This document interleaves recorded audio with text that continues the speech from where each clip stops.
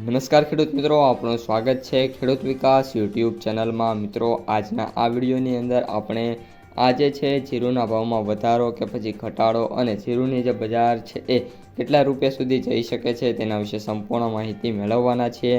વિડીયોમાં અંત સુધી બન્યા રહેજો। ઉપરાંત મિત્રો, વિડીયો પસંદ આવે તો વિડીયોને લાઇક કરી દેજો અને જે પણ મિત્રો આપણી ચેનલમાં નવા છે સબસ્ક્રાઈબ કરી દેજો, જેથી દરરોજના તાજા બજાર ભાવ તમારા સુધી સૌથી પહેલાં પહોંચતા રહે।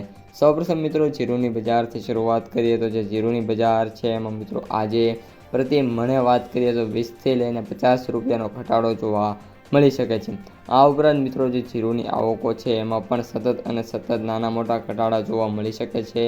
આજે વાત કરીએ તો 25થી લઈને 30 જેટલા જે માર્કેટિંગ યાર્ડ છે જેમાં જીરુની હરાજી થઈ શકે છે અને આવકોની વાત કરીએ તો 135થી લઈને 230 ટન સુધીની જીરું છે એની આવક જોવા મળી શકે છે।